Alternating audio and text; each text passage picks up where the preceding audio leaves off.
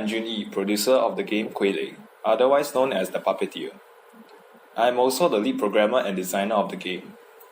KuiLei is an immersive virtual reality survival horror game with Eastern themes. You play as a Taoist exorcist, and your job is to exorcise an evil spirit haunting a house. We decided to develop the game in VR as it enhances the horror aspect of the game we are trying to create.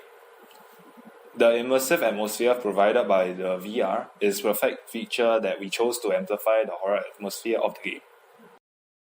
So the aim of the game is to create an experience that's not only horrifying but immersive. So we took notice of how movies and games made use of the mood and lighting to enhance the experience. So creating a Chinese-themed environment was interesting to develop and create as something new, considering how we've always stuck to Western themes. And also, since we're doing it in VR, we had to take into consideration of how the environment would look like through the HTC Vive Pro.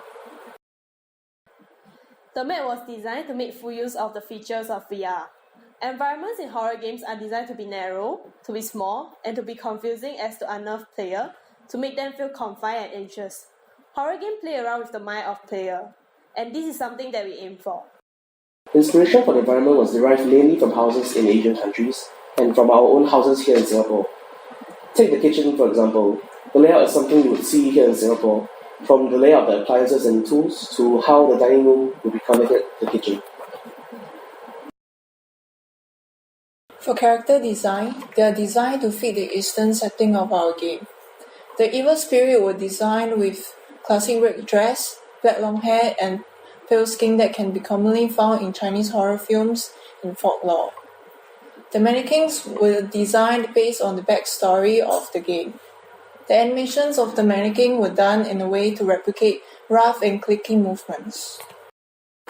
The artificial intelligence in the game appears as mannequins, which are the enemies the player will see most of the time when they are playing the game. Designing the AI was interesting for me, as I had to think about how to maximize the scare during an encounter with the player, but at the same time prevent times where the enemy becomes too predictable and loses its scare factor. How I designed the AI was to have them only spawn near the player when the player walks past a certain corridor. The AI will spawn out of view of the player, but it will still be close enough to induce fear in the player when it spawns.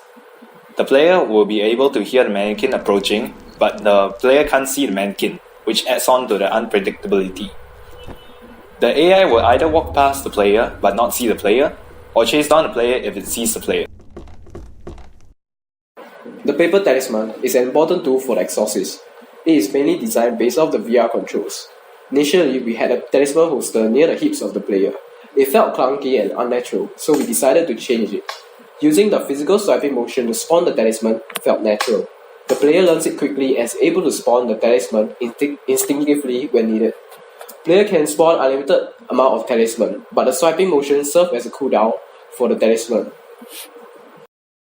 Many horror games provide the player light, like torches and night vision cameras, but in our game, we use the talisman. An ignited talisman serves as a temporary light source for the player while they explore the dimly lit mansion. Aesthetic-wise, we also added dissolve shader to make the talisman look like it's burning away slowly. Using the nudity cloth component allows the paper-like physics on the talisman. Altar puzzle is the final puzzle that the player will encounter. It is where the player will perform a ritual. As our game concept is targeted at Eastern culture, we decided that the puzzle should have involved props like bells, candles, and glow sticks. We want the players to be as immersive as possible when solving it. It is also the hardest puzzle of the game, and the player will need to figure out how to perform the ritual with the hints they collected.